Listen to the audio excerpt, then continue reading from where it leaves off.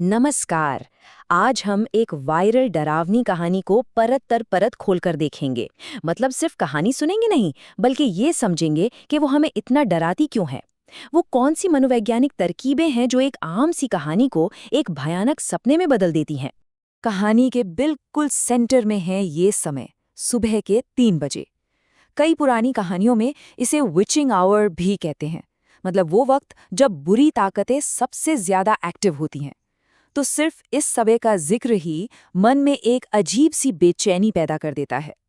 लेकिन सवाल ये है कि आखिर सुबह के 3 बजे में ऐसा क्या है जो इसे इतना डरावना बनाता है।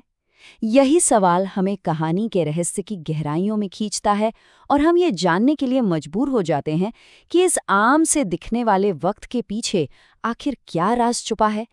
तो चलिए कहानी के पहले हिस्से से शुरू करते हैं, जिसे कहते हैं एक्सपोजिशन।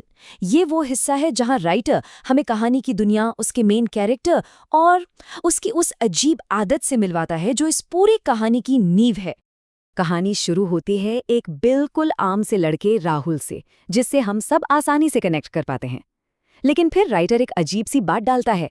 राहुल हर रात ठीक 3 बजे बिना किसी अलार्म या वजह के जाग जाता है। बस यही छोटी सी अब नॉर्मल सी बात हमारे मन में बेचैनी का पहला बीज बो देती है। और यही तो कमाल है इस कहानी का।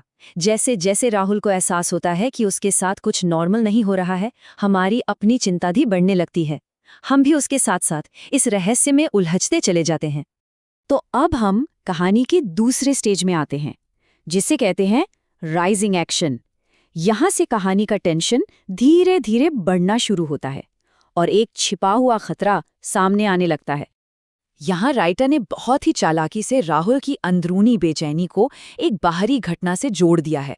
अब बात सिर्फ 3 बजे उठने की नहीं है, बल्कि ठीक उसी वक्त एक फोन बजने की भी है। इससे रहस्य और भी गहरा हो जाता है। और देखिए, राइटर यहाँ एक बहुत ही आम और मॉडर्न डर का इस्तेमाल करता है, एक अननोन नंबर से कॉल आना। ये एक ऐसा डर है जिससे हम सब वाकिफ हैं, और यही चीज़ कहानी के सुपरनैचुरल एलिमेंट को एक असली और भरोसेमंद खतरे में बदल देती है। ये लाइन सुनकर सच में रोंगटे खड़े हो जाते हैं। क्यों? क्योंकि ये साबित करता है कि फोन करने वाला राहुल का राज जानता है। खतरा अब कोई बाहरी नहीं, बल्कि पर्सनल हो गया है। कोई है जो उसे देख रहा है, और ये एहसास ही बहुत डरावना है। और यहाँ से टेंशन एक नए लेवल पर पहुंच जाता है। राहुल का सिचुएशन से कंट्रोल खत्म हो रहा है। वो कॉल को इग्नोर करने की कोशिश करता है, लेकिन फोन अपने आप उठ जाता है। मतलब अब खतरा उसकी मर्जी का मोहताज नहीं है, और वो उस तक पहुंच कर ही रहेगा। तो अब सारे पर्दे हट चुके हैं। खतरा अब छिपा हुआ नहीं है, वो सीधा है, साफ है और धमकी भरा है। रहस्य की जगह अब एक खुली धमकी ने ले ली है। यहाँ राइटर हॉरर कहानियों की एक क्लासिक टेक्निक का इस्तेमाल करता है, किसी की सेफ स्पेस को तोड़ना। बेडरूम एक बहुत ही पर्सनल और सेफ जगह होती है। जब खतरा उस बाउंड्री को पार करके अंदर आ जाता है, तो डर कई गुना बढ़ जाता है। और अब हम कहानी के सबसे ऊंचे पॉइंट पर पहुंचते हैं, क्लाइमैक्स। ये वो पल है जहां सारे राज खुल जाते हैं और डर अपने सबसे भयानक रूप में हमारे सामने आ जाता है। यहाँ कहानी डोपलगैंगर के भयानक कॉन्सेप्ट का इस्तेमाल करती है। मतलब किसी का दुष्ट हमशक्ल। जरा सोचिए, अपने ही एक बिगड़े हुए डरावने रूप का सामना करना, ये मनोवैज्ञानिक तौर पर कितना परेशान करने वाला हो सकता है। और दोनों के बीच का फर्क देखिए, कितना शॉकिंग है। एक तरफ जिंदा और डरा सहमा राहुल है, और दूसरी तरफ उसका जला हुआ, बिगड़ा हुआ रूप। ये विजुअल कंपैरिजन कहानी के असर को और भी ज्यादा गहरा बना देता है। और ये है कहानी का सबसे बड़ा, सबसे चौंकाने वाला ट्विस्ट। बस ये एक लाइन अब तक हुई हर चीज को, 3 बजे जागना, फोन कॉल्स, वो परछाई, एक भयानक नए मतलब में डाल देती है। अचानक सब कुछ समझ में आने लगता है। और इस ट्विस्ट को पक्का करने के लिए कहानी एक छोटा लेकिन बहुत असरदार फ्लैशबैक दिखाती है। ये सीधे तौर पर मौत के वक्त को उस डरावने वक्त से जोड़ देता है, जिससे कहानी की अपनी एक अलग दुनिया, अपने नियम और लॉजिक सेट हो जाते हैं। अब हम कहानी के आखिरी पड़ाव पर आते हैं, रेजोल्यूशन। लेकिन यहाँ कोई सुकून या समाधान नहीं है, बल्कि यहाँ तो सिर्फ एक भयानक और ना टाली जा सकने वाली किस्मत की पुष्टि होती है।